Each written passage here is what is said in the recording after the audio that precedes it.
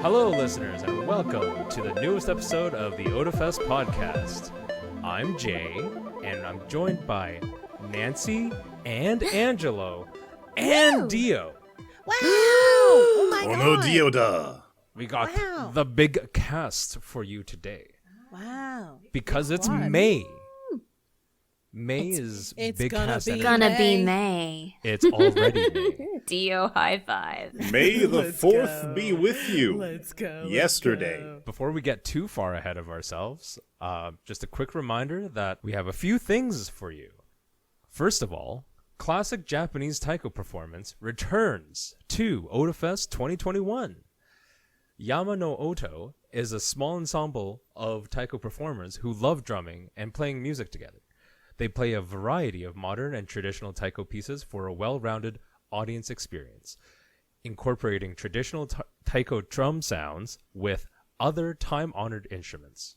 Visit calgarytaiko.com to visit their 2021 video performance library. Also, if you're wondering what the stream schedule is looking like for Otafest 2021, wonder some more, because we had an unforeseen issue and our schedule will be released a little later than expected. Our apologies for any inconveniences caused, and we thank you for your continued patience as we sort it out, but of course we're trying to get it out to you as soon as we can. If you want a pro tip, be there for the whole stream so you don't miss anything. True. My God. Wow. Big brain strats. That's big brain. Wow. Worth it, though. I was hoping that Google Glass would eventually take off so that I could have like one Twitch stream going in the other eye, in one eye, and then I could just have an upside down Google Glass for the other eye. And then I could have like two Twitch streams going on, and I could still work doing the other stuff. Damn. Yeah. That's that's what multiple monitors is, right? It's for. Yeah. Don't you have Yeah, like but 2 or 3 monitors? That's the thing. The other monitors are for other VTubers that I'm following, man. Oh.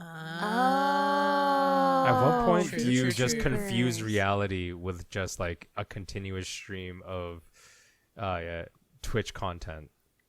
Ooh, that's a tough one. You just escape our reality and become... I think the real question is, at what point do I not realize that reality isn't Twitch content? Also true. Yeah, I mean, like all go to the content is grocery Twitch store, start you could stream that. hallucinating the VTuber in your head, and you think it's in your My Google Glass. God. I don't have a Google Glass. $1,500 for like those things. Jesus. Do they even still make those? Yeah, I was just about to say, are they still in production? No. They Well, were canceled years canceled ago. for Lack of adoption. like I heard about it recently that they're still in production, but they're only for like enterprise or companies kind of usage. They don't really care about the home usage market. What they realized Interesting. is that no matter what, consumers would not abide them. Because for what it's worth, there's still a Google Glass webpage. Yes. Oh. So I did not realize. Yeah, I What literally I- just put the thing in the thing. What Google never realized was that people really didn't like those little Bluetooth headsets that you just stick on your ear, and they look like a silver little tracking tag. Right. And they didn't realize that when people put on glasses that look like you have a Dragon Ball Z Scouter, except nerdier. And it doesn't even tell me about power levels. Exactly. Complete and utter failure. Exactly. I feel like if it actually was sized and shaped to be like a Dragon Ball Z Scouter, people could have jived with them better. Oh, for But- sure. but You it was just have, like the basically like- nerd market first and foremost. A already super there. slim line. It was the Harry Potter glasses of Dragon Ball Z Scouters. Mhm. Yeah, it didn't look great. Like, even, like, they went through a couple of iterations, but, like, the first one that they had when they first announced Google Glass was very, like, Not cute. side-eye. Not Yeah, cute. It was not cute. It was not cute. Just a little, They- and then, like, the next model- one was Yeah. mildly better. The model I'm looking at right now, I posted a link in our Discord. They kind of look like there's a hipster glass version. But And, unfortunately, it's the hipster glass fad is fine, sort but of it's not already that over. Cute. Like it's just not that No, cute. no. Like they're just. And I mean, not I get cute. it. And I get it. They wanted wanna look functional. cute. I want it to be functional, but if it's gonna cost me a lot of money, I gotta look cute, or I don't want it. That's a fair want. Because I as gotta look humans, cute. we value vanity. We do. 2021, I'm pretty sure they could have figured out the fashion side. But they didn't, so they fail. Yeah. Well, it's if they've gone enterprise only, they probably don't care then. Because enterprise things, as we all know, don't have to look nice. They just have to work on an enterprise level.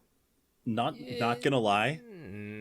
There are multiple situations where I would love to have one of these at work, just so I could have like a fucking notepad in my eye, so that when I'm carrying 3 other different tools, I don't have to be carrying a notepad or a laptop with me. Fair. I mean, yeah, I would say that there's a lot of usage that could be utilized. There's tons of functional reasons to want one. Like Yes. really, really good work and efficiency related things. But then you look Just- like a dork. Well, that's why it wasn't popular among regular consumers. I work at If a they've data gone center. I'm enterprise already a only. dork. So therefore, the enterprise, you know what you should do is you just got to talk to your operations manager or whoever handles your Actually, I just realized we're never going to be using Google Glass in the data center. They Privacy and recording reasons? exactly camera reasons. Ha! Camera reasons. Mm-hmm. Yep. Yep. Well, I think we've talked about Google Glass enough. Yeah, that just came out of nowhere. It sure did. You know what else came out of nowhere, or at least on my radar, even though I'm sure it's been growing and I just, as usual, don't really pay attention to anything? Pokemon card value. Yeah, You want to talk about stonks? I These are don't stonks. understand the recent craziness going around Pokemon cards and even like Yu-Gi-Oh cards.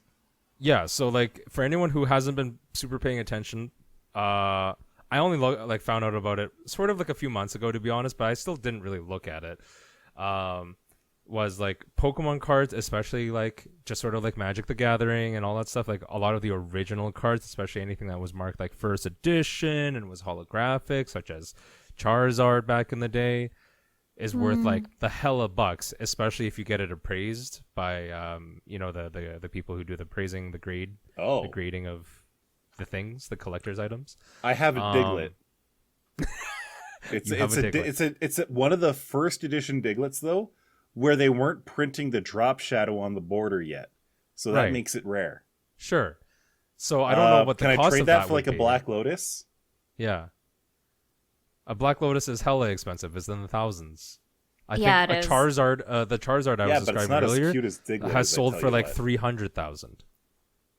Like Wow. literally Would house anyone- Wow. dollars, house bucks. Would anyone even play these in a tournament, though? Like, I'd be terrified of having a Well, Black Lotus, playing it in a tournament, and then someone just picking it up and running with I it. mean, part of stabs it you is and they runs. wouldn't play with it in a tournament because, to my knowledge, I'm not actually great on CCG type games, but in general, a lot of them are not really part of standard play. Like they're don't know they're if- usually banned because the effect was too good as it was, or it's inferior. For example, the Charizard I'm talking about, they have come out with many Charizard cards since then. So That the play original better? Charizard card is not actually as viable of a meta to add to your deck, I suppose. But I it's see. the OG-ness, Exactly. So, like, the reason why I'm even bringing this up is because I'm always going to be nostalgic for Pokemon. I've fallen out of Pokemon for the most part. Like, the desire is not so much there, but I'm still nostalgic, and it's like a cheap little happiness boost when I do sort of get back into some small Pokemon things. I don't have Pokemon Snap 2 yet, but I'm sure that's really fun. I've watched some people play. But at McDonald's, their Happy Meal toy is Pokemon cards right now. They're just like a special 25-year anniversary set of cards, and they're just like the starter Pokemon. So like, very highly ties into the nostalgia factor because everyone has their own favorite starters and all that stuff. And I don't like McDonald's anymore. I know that's gonna hurt like Dio, but I really don't like McDonald's anymore. I am a McDonald's stan, but listen, you're allowed to be tired of it considering you lived near one for a very you've lived near one for a very long time. You still live near one, don't you? Yeah, for I a very escape long them. time. How And I much just does a Happy Meal go I- for these days? I kind of loathe the food more and more. And I think it is because they do change some of the recipes for one thing, but at the same time, I just do not care about it. But I did that's go valid. earlier today after work. I went to a McDonald's that was nearby because I heard that the Pokemon stuff was out, and I was just like, cool. And some people scalp this stuff, by the way. They're like, they just go to McDick's and they just buy the Happy. They buy up they everything just and then they buy list the it. toys. Yeah, and then they sell it. So now McDonald's actually, when I asked about it, I was like, because honestly, if I could have just bought the booster pack, I would. But they were like, no, you have to buy the Happy Meal. I'm like, fucking fine. Like, I'm not here to sell my stuff. I just wanted the cards and not the food at all. But I got 3 Happy Meals because I wanted 3 packs of cards to see what I could pull. I pulled a shiny in each pack. It was kind of cool. Yay. But then I was curious and I looked up the prices. And if you appraise some of the cards in these packs, nothing I got was particularly amazing. Don't really care either way. But some of them are already in the hundreds. What? Like the Already? hollow Charmander from this set, because these are all like unique art. They're not from the same. But I will post another quick link to the Discord. Sorry, viewers, for not being able to see everything.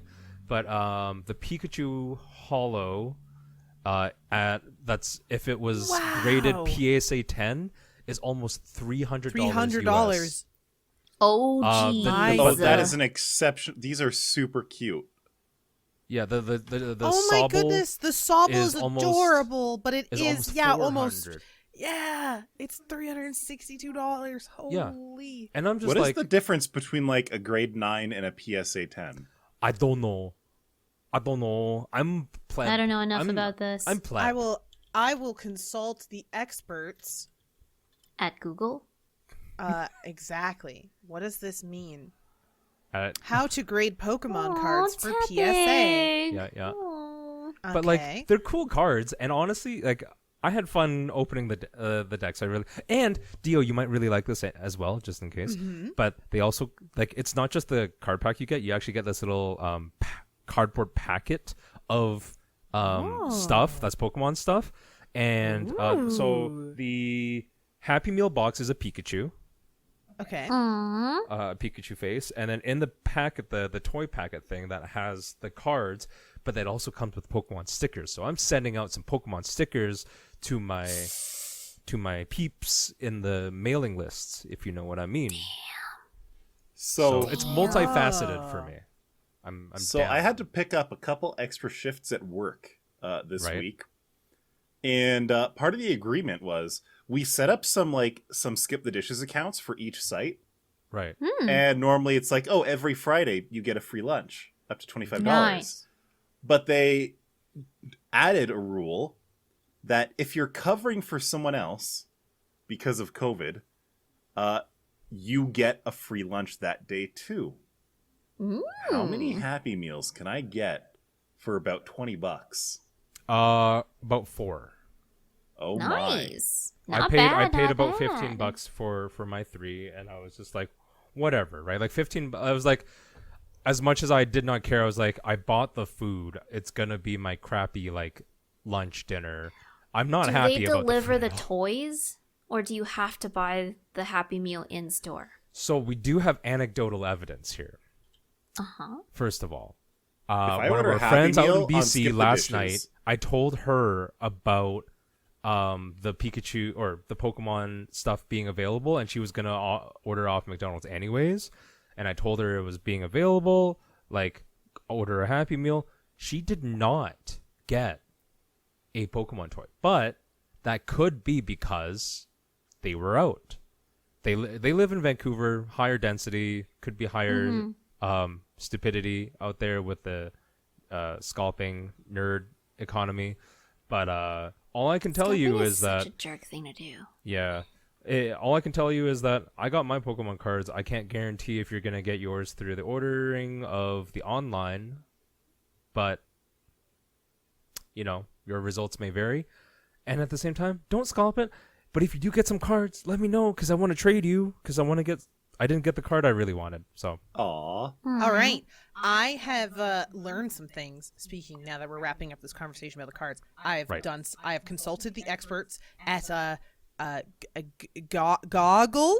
Googly? The Google. The Goggle Oracle. Yeah, I asked them, and so the key difference between a 9. So PSA is like an official like card hobbyist type.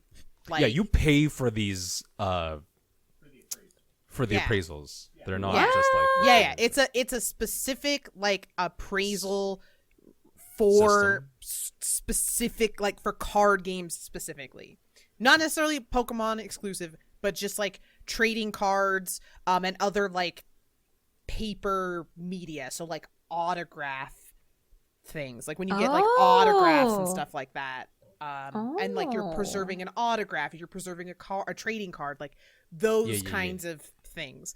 So I had no idea. I learned I didn't know either. So a 9 is basically a card that is basically fresh from the package. It hasn't been played, like no one's played it in a tournament. It hasn't been handled, so like, you know, no one's really touched it. Oh no, I've made all my cards and ate. It went straight from the pack into some sort of like specific holder. I'm sorry I didn't vacuum seal my fucking cards right? the moment I got them. But you know, it might have like minor imperfections, manufacturing imperfections, like on the holographic pattern, or like maybe like there's a slight blemish on like the printer ink, versus like a 10 is one where it's flawless. The font is perfect, the color printing is perfect, the edges are crisp, it went straight from the package into like a holder. It's perfect, and the idea is that it's really hard to have a 10, because even just the act of removing it from the package is like hoping that it like came out manufactured perfect. And I imagine that like it would be someone who's like, you know, you always see like the diamond jewelers with like the little telescopic loops. eye it's thingy, like and they're that. like looking at it. And people probably think about the front a lot, like the art and the text on the front. But I feel like the back probably needs to be perfect too, and people probably don't think about that on the normals. Because you're probably right. Right? I would almost want a card with severe manufacturing defects. Like, give me a card well, that would make where it it's like too. the print is shifted half an inch over on it, and so you just have like a white or a black strip on the one side of it. Because then you will be like the only person with such a craptastic card that it'll be worth amazing money. Billions and billions. Well, there are like defective prints that are worth tons of money. Exactly. Coins and stamps are one, but I Like want to a actually half-stamped penny. roll this back to Otafest, because we've had this The happen. bootleg The pins. trading pins, yes. Exactly. Yeah. There are, for anyone who's done, we've talked about a little bit on the podcast way back, but basically when pins were in their major trading heyday, not that there aren't, but like obviously we haven't gotten together and made more pins about for trading, but we've had certain pin sets or certain pins in general that had manufacturing errors, and honestly, people created a market, An economy for that. Yeah. Dang. Because Wild. there's it's because it's scarce, right? It's something that wasn't made intentionally, and so as a result, there's a limited amount of them. And if I remember right, one of my Seth pins is one of the ones where her eyes didn't have like little glare in it, so she just looks dead inside, and that's one of the manufacturing defect ones. Oh no, that was the staff pin. Yeah, there was one that I remember. that was to represent us. Yeah, Just kidding. Dead inside. The one I remember, Just the big one kidding. was the pixel pins. There were a bunch of the pixel pins that were defected where the top of their shirt was skin color. So it looked It looked Lewd? odd. No, it didn't Got look lewd. Like, it wasn't like the bottom of the shirt, like where the chest would be, was the right color, but like the top where like the arms would be, like Gotcha. where there were supposed to be sleeves, there were no sleeves, even though there were lines.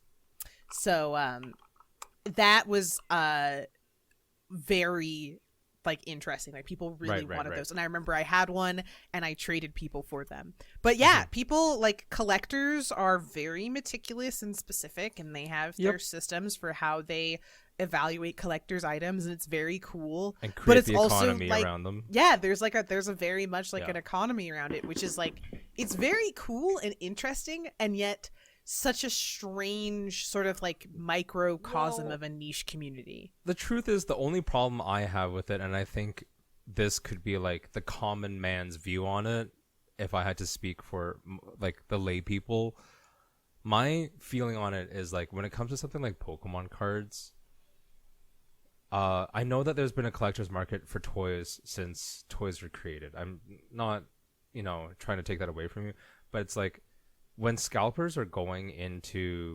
McDonald's and just buying up all the Pokemon toys that are just meant for kids. It's just meant for kids' enjoyment, right? Right. Like, that's the thing. It's different when you have, like, there are, for example, baseball cards that are specifically printed to be collector's items. There are, coins stamps and coins, stamps that are specifically printed to be collector's items. And I Right. think there's no problem in collecting those and having like an economy around that. And like, there's also nothing wrong with being like, I'm going to go buy the everyday layman stamp or the layman card because I like it, and I'm going to preserve it because having it as part of my collection is important to me. right. That's mean? fine. But what's frustrating is when it's like, You take it away. You are taking it from other people, and you're the only reason you're doing it. It's not for your own collection, right? You're not. It's different if you're an adult and you go to McDonald's and you buy a bunch of Happy Meals because you're trying to get one of each card because you want the card. I really want a Bulbasaur. That's what I really want a looking for. Bulbasaur. I'm buying one until I'm going to keep buying Happy Meals until I get a Bulbasaur. Fine. Anybody can do that. That is not unreasonable. But when you're buying hundreds and hundreds and hundreds of Happy Meals, not because you want a specific card, but because you want to, like, that people do want that card, and you're creating artificial scarcity to upsell to them. Like, it's just bad manners. Like, it's just not good human behavior. It's really shit. The key audience here is it's children. Kids. Right? It's just children, little man. kids. It's a children's and like card game. tired parents who just Wait a want to minute. appease their kids. You mean that the target audience for a crappy tiny little burger and some shoestring fries in the little paper packet are kids? Yeah, I can't Wild. believe Yes. it, right? Honestly, Like, I would rather throw the food away, but I don't like wasting food either. so you gotta eat it. Yeah. I ate it. gotta I eat honestly it. hated it. Like, I was just sitting here and I was like, this is some of the blandest stuff I've had in a long time. No, Aw. seriously, Happy You're like- Meals are the worst. They're not great. They're not my thing at all. They're like are if, cursed this and is they this don't is how know how this is to eat good McDonald's. food. This is McDonald's like It's thinking bland. behind it. It's If bland you baby food. think the food is, as an adult, for adults is bland, do you think they give a shit about kids' taste buds? For kids' food is very, very bland. But And in that's- fairness, kids also do taste sort of strongly. Differently. they taste things very differently, and they have like they tend to be, as a result, very picky eaters. Exactly. Like, so like I'm so not. I'm I, You like. make Don't get me you wrong. make stuff I know- bland for them Yeah. so that you can appease them. I'm just like, I know that McDonald's has done their market research on all this stuff. I'm just saying I don't have to like it. And I think if I'm gonna, I don't know if I'll buy any more, to be honest. I'm actually just hoping that some friends will buy one and maybe they'll trade me a Bulbasaur. Exactly. Because like, I honestly don't want to buy any more food. Bulbasaur. I would maybe go back to the McDonald's and ask, if I bought Happy Meals, could they just redistribute the food for me? Because Yeah, I really, you're like, I just don't want to eat it. I just don't want this, but I don't want it God, to I go to really don't. waste either. it's true. Yeah. I'm not trying to sound like some like altruistic person. I'm literally saying I hate the food that much. Yeah, and that's valid as heck. Yeah. Like, Could we go Yeah. find someone who's like panhandling or on the street corner asking for change? Could we just find someone and just give it to them? I mean, we could, but I feel do like that, but at the same time, I feel like that's also a certain kind of torture. Yeah, I guess if you look at it that way. Yeah, if you give a homeless person a Happy Meal and there's no fucking toy in there, I think they have the right to stab you. Yeah, Ooh, I think they okay, be that's very also happy. a fair point. Yeah. I feel like they wouldn't be very happy, and I think understandably so. Yeah. Slightly moving on here, I just want to touch on a really quick thing because I was just talking about sort of nostalgic stuff for me. I'm trying to get back into a hobby, so I bought something. Oh, Ooh, okay. But what was it? what did you bought? I bought a pen display. Pen display. Like draw like you know, like Cintiqs or like a Wacom tablet. or Like, drawing okay. tablet, but it has like the monitor I on it. follow. Are you trying to get Gotcha. into Osu or are you trying to get into drawing? I've never played Osu, so no, you are wrong. Also, That's just me. I'm the I actually OC don't player. know. I don't know. So the monitor I bought specifically has around a response rate of about under 10 milliseconds, but a lot of them are like 25 plus, and I don't know if that would be good for game. Yeah, probably not. Typically for Probably OSU, not. you don't get a display tablet. You get a non-display tablet, so you have a Right. good response And time. honestly, it would be just like playing friggin' Love Live, but on a giant touchscreen monitor. So Giant no, I'm not gonna touchscreen. do that. Oh boy. You say that But, like that's a bad thing. But I got it just because I want, like, I used to draw a lot. I still sketch or doodle every now and then, but it's like nothing worthy of being called like art. It's just, but it's the creative side of me. And then Yeah. but I'm trying to get into Blender as well Oh, because I think that Blender. well, like, Ah. I don't know. I thought it was cool. There's some things I want to try and work on. If I don't get into it, it's fine. But I bought a nice tablet with the help of some artist friends and their recommendations. And then I was like, gonna working on some Blender stuff. I think this could be cool. Gonna get into some paint practice. programs and Yeah. hopefully, honestly, I've had like drawing ideas in my head for literally a decade that I've just never gotten out. And I'm just like, maybe Now if I you're can gonna just do make it. this, I can You just get it still out. remember You them? can Wow. you can be free from it. It is haunting you, and if you just get A it little out, bit. if you empty the brain rot, not- your brain yeah. can finally heal. And for the the concept in my head, I can see it, and I hope I can get it out onto like quote unquote canvas. But like the thing is, I'm not saying it's going to be amazing. No one's going to be like, oh, this is the next Mona Lisa or whatever. But for me, I've literally had these ideas in my head for so long that I would really love to just get them out, just to say like I've done it, I've worked on it. And also, like, digital media being digital media, I can always work on it more until I feel like it's done, which is sort of fulfilling, right? Yeah. now, having Well- that said, the first few times you use your tablet, you're going to be very angry because you're going to I'm be always like, what the fuck? I suck. Is it me? Is it the tool? What's going on? Oh, that's Drawing with a tablet. I've drawn with non-display tablets before. It's So As have I. a different skill set. Oh, It is very different. yeah. Like non-display tablets versus display tablets versus pen and paper. You need to build up a different feeling of muscle memory for them. I don't doubt it, It's true. but it's But- a step. Yeah. You have the tool. Now all you need is to do the thing. The tool for the thing. I can Perform do the it. needful and revert. It's true. But yeah, that's just my little side hobbies for the week. Well, for the week. Pokemon cards and getting back into the draws. I am the draw man. That's really cool because I am also trying to do more artsy stuff myself. And Heck I was yeah. thinking, so, okay, I have Clip Studio Paint, I have a tablet. I've kind of been like, ooh, I kind of want to upgrade my tablet, but I don't want to do it when I don't use my tablet enough to justify upgrading it. Like, Right. there's nothing seriously wrong with it to justify upgrading if I'm not using it consistently. Right. But I also have the frustration of like I am overcoming the learning curve. I'm overcoming two learning curves at once. One is like learning to translate the art ideas that I want to make into Right. something physical, which is like it's hard to take it from your brain and express it with your hands. That's hard.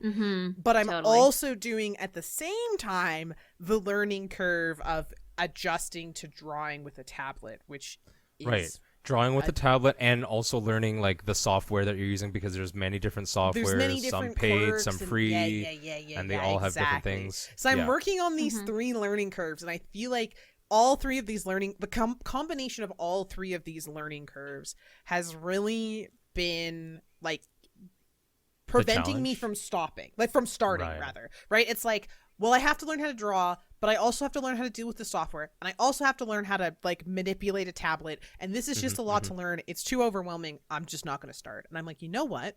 How about we just remove 2 of the factors and just start? And once we've overcome one hurdle, we can start the next hurdle. And then after that, we can start the next hurdle. So I saw a video on YouTube of someone who was like, I really want to learn how to draw.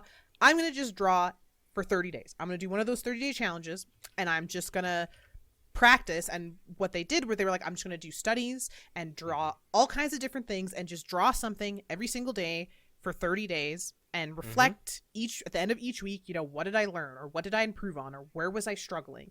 And then at the end of the 30 days, be able to look at where they are versus where they were and see what they've learned. And I'm like, I bet if I did that, one, it would have me doing something, because they were like, yeah, I just drew something for like 30 minutes a day. And I was like, yeah, I could do that. Like, you start with your 1 minute warm up, and then your 5 minute warm up, and then your 10-minute gesture, and then your 15-minute gesture, and then you're done, you know. So I was like, I could do that like once a day, every day, and then be able to reflect at the end of the 30 days and see what I've learned and see how I've grown. And that will probably get me over the hurdle of I'm not confident in my drawing skill, so I don't draw, to enough of a point that then I'll be able to tackle I'm not confident enough with my chosen software. Right. Now I can tackle the chosen software issue. Yeah. So there's I've been experiencing something similar. 2 years ago, I bought a tablet, and I've kind of just barely used it. Like, I use it, but I don't often remember to, because I have so many other things to fill my time with during the day. But one of the things that I found really, really useful was going through art fundamentals just on the tablet. So it's really, really, really fundamental stuff. Like, this is how we do perspectives. This is how we do lines. This is how we do curves. This is how we do studies. This is how we analyze values. This is how we analyze color and light and blah, blah, blah, blah. But like, I needed something really structured to force me to do it, because otherwise I'm never going to get any of these characters out of my head because if you jump into the middle too much, which it's overwhelming. Like I said, I said like I sort of have these pieces of like illustrations that I want to do in my head, but I know that they're still far ahead of me there, but I need to at least take the step now to first I'm gonna get the equipment. I'm gonna work on the equipment. I downloaded a bunch of paint programs, illustration programs. I already have Blender, and these are the things I'm gonna slowly work on through like all the fundamental I highly recommend, if you're gonna do any like painterly coloring, Krita is really good. And it's free. I have Krita. I have GIMP. I have Sketchbook. GIMP is trash. GIMP is the poor man's Photoshop. GIMP isn't for drawing. GIMP is for photo manipulation. It's a different sort of workflow. I also have one other thing that I just got. I can't remember what it's called though. It's actually a Microsoft product, and it's kind of Microsoft product. Ooh, I don't know. Yeah. Interesting. I'm trying to. Mental Canvas. Oh, I've never heard of that. Neat. It's part of like Windows's entry into creative creative creation, I guess. The creative space. Interesting. Trashed in Discord. But yeah, like Krita is when I was still using a pen tablet, Krita was one of the best pressure sensitive painting programs, because I really enjoy that more painterly style of coloring rather than like a more computer generated like smooth gradients type style. So Mm-hmm. Krita was great, and I was really happy that somebody made a program this complex for free. I actually threw some money at them because I just loved it so much. Yeah, the Critic Kickstarters have been exceptionally successful. Right. And like even though it takes a while, they deliver on what they try to do. Like when I first started using Krita 4 or 5 years ago, they didn't have any kind of animation tools at all. But in their first Kickstarter, one of the community decisions was, yes, please have some kind of animation support. Something. Right. And I'm straight up going to come out there and say it's not perfect. It's far from perfect. Sure. I would only say, in fact, that it's better than Photoshop, at least. But the fact that it's there, that it does work, you can even import audio and export as a movie file if you want. It's so cool. That is pretty cool. For, generally speaking, a painting program, that's really rare to be able to include any sort of file type that's not visually based. If you intend to use the animation features, you have to look up the tutorials on them because they are not intuitive at all. The rest of the system, like when it comes to Krita, layers work exactly how you would expect them to. Most of the tools work exactly how you would expect them to. Right. It has on the brushes like stabilization options. It has everything that you would want. But the other things are, sometimes the defaults that Krita gives you aren't good. Like if I downloaded Krita and someone told me to use it, I would punch them in the mouth. You know, I feel like a lot of software is like that in a weird way. Like, yeah, I feel like I was kind of impressed. So I've been trying to use CSP because I used to use Photoshop, and I'm gonna admit fully, learning Adobe products is not fun. And then it's frustrating because you switch off an Adobe product and you're like, God, I have no clue what to do now because I've conditioned my brain to use an Adobe product. I don't understand. They know it. Yeah. Yeah, they know. That's part of the way that they work. But I was impressed at two things. One, that CSPs, like, once you get into the actual paint application, getting into the paint application is a little bit rough, but once you get into it, it's pretty straightforward. And if you like Adobe style stuff, or that's what you're used to, it's very easy to configure everything to look and work like something you're familiar similarly with. to it. So I was like, okay, you know, I really appreciate that because like I am having a brain empty moment, and like this, I don't know what I'm looking at. Like I only know one thing because that one thing has Pavlov dogged me for so long. I don't know what to do. But I feel like a lot of software, like even just outside of art software, is like that, where it's very like I always want to get people into playing. Funny how we were talking about Osu earlier. I always want to try and get people to play Os more because I really like the game. But the thing is, like, if you launch the game and you try and play with the default settings, it is literally unplayable garbage. Like, it is the worst gaming experience you could ever have. Like, whenever I get new people to play the game, I'm like, okay, just wait. We're going to spend like 10 minutes together and we're going to set up your settings. And then I'm going to give you like a couple of map packs for beginners, and now you can just go have fun. And you will have a much better time than if you play the tutorial with the garbage default skin and the default sensitivity and the default hit sounds. Like it sounds bad, it looks bad, it feels bad. I am experiencing an uncomfortable memory trigger of what it was like to get started in Final Fantasy XI. Because that's what it was. I had friends who played it for forever. They wanted me to join them, so they got me to download the client, Final Fantasy install 11 or it, Final Fantasy and then 14? they wanted me to install XYZ mods Probably because 11. otherwise the game was literally unplayable. Yep. Yeah. I've heard a lot of things like that. I mean, and you know, continuing on this sort of line, like speaking of unplayable MMO garbage, how about that Genshin Impact though? Yes. Oh, my new spreadsheet simulator addiction.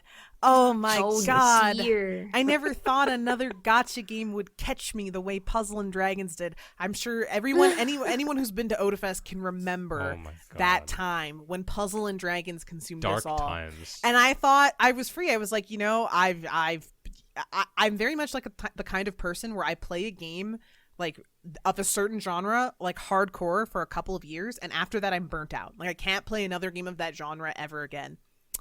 But no, Genshin found a way, and it's cute as heck. How do you say no to it? I am hooked on it in a way that I didn't expect, because a lot of people were really into it because they're like, I love the story, I love the characters, like I love playing, like it feels like I'm playing like Breath of the Wild, but it's an MMO, and I'm like, I don't want to play an MMO, like I don't care.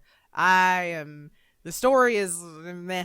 Like, I don't care. I wish it was more MMO, actually. I feel like I'm being spoon-fed, like, baby story, like, baby anime story. Like, I don't care. The character design's awesome. Want to cosplay them all, but, like, that's not going to motivate me to play the game. That's going to motivate me to, like, sew a costume. And maybe play, like, 10 minutes of the game to justify my costume. What got me addicted was the min-maxing and the spreadsheet simulator that this game is at the high level. It is farming and grinding and min-maxing your DPS and your like frame perfect executions of your animation cancels, and I'm just like, this is so stupid. Like, this should not be giving me so much serotonin, but it is. It makes me very happy. It's a very fun game. The best part is, like, I mean, I have a community of people who, like, are very competitive. You're in a guild. Right? Yeah, legit. Yeah, you're in a full-on guild. We have a guild for Genshin Impact. God, you know how you're deep in it when you have like a social network tied to it. Yeah, we have a social, like, and it's a pretty, like, decently sized, like, we got a good like 17 people in this server. Dear God. And we play Genshin and we ping each other, and there's roles, and we set up, and like we have like set comps and rotations and things that we do to, like, you know, we gotta help blah blah blah person get done their dailies, or this person needs to do these dungeons today, and we're gonna all do it. That is so much the MMO experience. Right? I can't do MMOs, man. I really can't. So much, and gacha on top of that is so like, I've said this before, but it's so bad. But like, it's so new to me. Like, I'd like to think that like Nancy's experience, from what I know of it, is like the more like relevant, relatable experience, and like Dio is just like, I've gone down a hole and I'm not coming back. I'm not coming back from this hole. Like, I'm gone. I have different things that I enjoy and complain about Genshin for sure. Like, I appreciate the world building. There's a lot of it. Right. I can certainly appreciate the satisfaction you get when you run the gacha pulls. So it's just like, what am I going to get? Am I going to get anything? Nope. All right, fine. Or maybe I get lucky and I get a 5-star for no particular reason. And there are different things that I have to complain about. Like, I think that they barely threw in the ability for co-op. There's so many things missing in co-opableness in this game. Like, I would like to be able to craft something without kicking Sean out of my party every time. Yeah. Or go collect my stupid rewards without having to kick him out and let him back in each time. Like, it's just the good news so is that's slog. coming in 1.6. After apparently all of us complaining, we're finally getting stuff like that in 1.6, so the co-op experience can be better. Because I agree with those things. Please. I agree with those things so much. Like, the co-op experience in this game is very fun. Like, if you could play the entire game in co-op, oh my god, that would make it good. It would be the perfect game. On top of that, if all players could do like the same story progression at the same time. Oh, that would be so much fun. I want to do that. I want to be able to do co-op story. That would be so fun. Yes, absolutely. So I will say, I've played MMOs before, but the thing is, I find typical style MMOs really grindy in a non-fun way. In the sense that I feel gate kept in typical MMOs by the Right. fact that I need other people. Right. In Yeah. Genshin, there is nothing that I can do. There's nothing in the game that you can't do in single player mode if you want to or if you're determined to. But it's think- So far. easier. I feel like I might have mentioned this before, but I think you'd really like Monster Hunter for that same reason. Probably. Yeah, and like Guild Wars 2 also is an MMO, but you absolutely don't need other people if you don't want to. Yeah, and like not at that all. that's the biggest thing that turned me off of things. Like I've played both Ragnarok and the sequel. Oh, Ragnarok. I played Jeez. Maple Story. I played RuneScape. Does RuneScape count as an MMO? I don't Yes. know. I It's the OG tried MMO. I tried Final Fantasy 11. Like I've tried I will admit, and I'm going to get in trouble if I say this, I had no interest in playing WoW for reasons beyond it just being an MMO and me already not being interested in MMOs.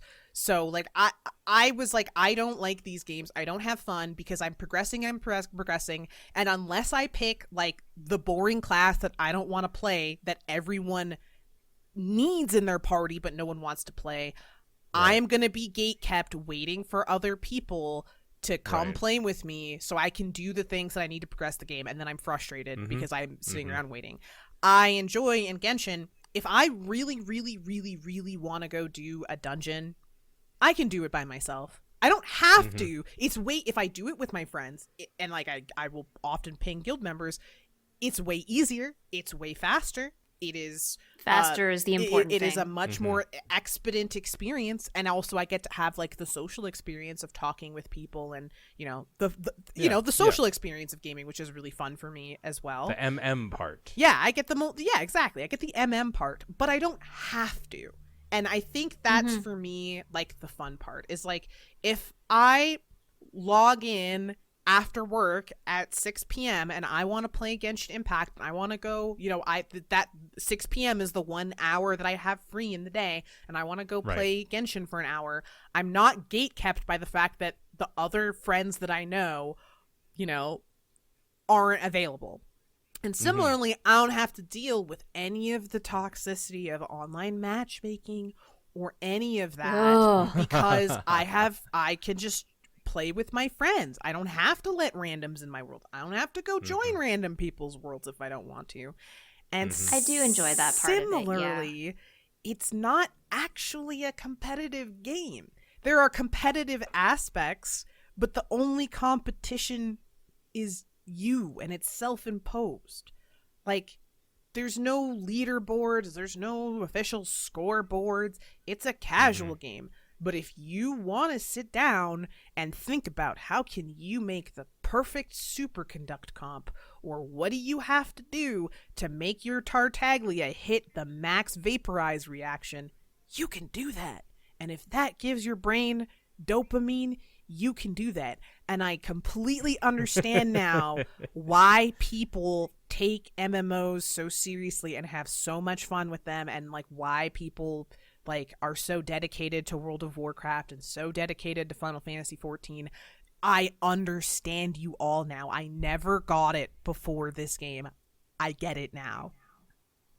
For I can me, I feel just the like serotonin exploring dripping. the big world and finding the weird things that the devs put in. Yeah, that stuff Yeah, is just so much same. fun. Like the first time I stumbled across that island that has the 4 ruin guards there, Oh no. that was the best thing ever. because it's terrifying, but it's Oh, fun. That is terrifying. And then when I was scouring the mountain doing things, and I fought out all those pigs, and then the big pig came out, Oh yeah, the Boar King. Yeah. absolutely amazing. Yeah, I love that, That was stuff. I don't know why he's not a weekly boss. He should be. Well, that would be cool. I mean, you can fight him. He respawns every 21 Yeah, hours. you can fight him as much as you want. Yeah, he respawns every 21 hours, so you can get lots of meat that way. That's a very popular way to farm meat for cooking in the game.